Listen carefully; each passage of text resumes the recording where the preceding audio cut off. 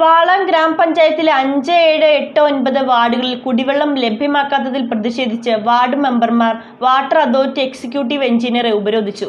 പൂർണ്ണമായും വാട്ടർ അതോറിറ്റിയുടെ വെള്ളമാണ് ഈ വാർഡുകളിലെ കുടുംബാംഗങ്ങൾ ആശ്രയിക്കുന്നത്. വാളകം ഗ്രാമപഞ്ചായത്തിലെ 5, 7, 8, 9 വാർഡുകളിൽ കഴിഞ്ഞ 7 ദിവസമായി കുടിവെള്ളം ലഭ്യമാകാത്തതായി വാർഡ് മെമ്പർമാരുടെ പരാതി. നിരവധി തവണ പരാതികൾ നൽകിയിട്ടും യാതൊരു നടപടിയും സ്വീകരിക്കാത്തതിനെ തുടർന്ന് LDF വാർഡ് മെമ്പർമാർ എക്സിക്യൂട്ടീവ് എഞ്ചിനീയറെ ഉപരോധിച്ചു. റാക്കാട്, കടാതി, മേക്കടമ്പ് തുടങ്ങിയ പ്രദേശങ്ങളിലെ നൂറുകണക്കിന് കുടുംബങ്ങളാണ് വാട്ടർ അതോറിറ്റിയുടെ വെള്ളത്തെ മാത്രം ആശ്രയിച്ച് ജീവിതം മുന്നോട്ട് കൊണ്ടുപോകുന്നത്. വേനൽ കനത്തതോടെ ഇവരുടെ ജീവിതം വലിയ ദുരിതപൂർണമായ സാഹചര്യത്തിലാണ് വാർഡ് മെമ്പർമാർ പ്രതിഷേധവുമായി രംഗത്ത് വന്നത്. കുടിവെള്ള വിതരണം അടിയന്തരമായി പുനഃസ്ഥാപിക്കണമെന്നാവശ്യപ്പെട്ട് എക്സിക്യൂട്ടീവ് എഞ്ചിനീയർക്ക് വാർഡ് മെമ്പർമാർ നിവേദനവും നൽകി.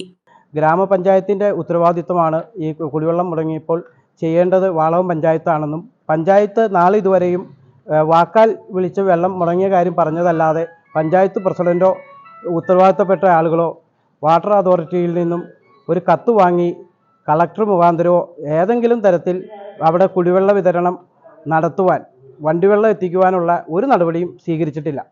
ഈ ഒരാഴ്ച കാലമായിട്ട് ജനങ്ങൾ വളരെ ദുരിതത്തിലാണ്.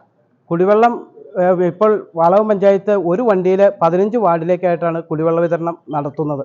ഈ 15 വാർഡിലേക്ക് വെള്ളം ഒരു വണ്ടിയിൽ എത്തിയ മാക്സിമം ഒരു 3 ദിവസം കൂടുമ്പോഴൊക്കെ ഓരോ വാർഡിൽ ഒരു വണ്ടി വെള്ളം എത്തും. ഒരു വണ്ടി വെള്ളം എത്തുമ്പോൾ 1000-ന് മേളിൽ വോട്ടർമാർ തന്നെയുണ്ട്. ജനസംഖ്യ എടുത്താൽ കൊച്ചു കുട്ടികളടക്കം ഒരു 1500 പേര് 2000 പേരൊക്കെ ഉള്ള വാർഡുകളിൽ ഒരു 2000 ലിറ്ററിൻ്റെ ഒരു വണ്ടി വെള്ളം വന്നാൽ എങ്ങനെ കുപ്പിയിൽ വെള്ളം കൊടുക്കാൻ പോലും പറ്റാത്ത അവസ്ഥ.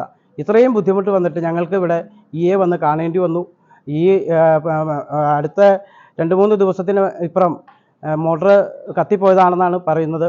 മോട്ടർ കത്തിപ്പോയതുപോലെ തന്നെ NH-ലൂടെ വന്ന പൈപ്പ് പലയിടത്തും പൊട്ടിയിട്ടുണ്ട്. അതിൻ്റെ മെയിൻ്റനൻസ് നടക്കുന്നുണ്ടെന്ന് പറയുന്നു. അതുപോലെ ഈ NH-ൽ പണി നടക്കുന്നതിനാൽ പൈപ്പ് പൊട്ടിക്കഴിഞ്ഞാൽ NH-ൻ്റെ അനുമതി കിട്ടാൻ നോക്കി ഒക്കെ 2-3 ദിവസം കുടിവെള്ളത്തിന് ബുദ്ധിമുട്ട് വരുന്നു. അങ്ങനെ മെമ്പർമാരായ Shirley CV, Rajesh PS, Manju Binoy, TT ജഗദീശൻ എന്നിവരുടെ നേതൃത്വത്തിലാണ് പ്രതിഷേധം നടത്തിയത്.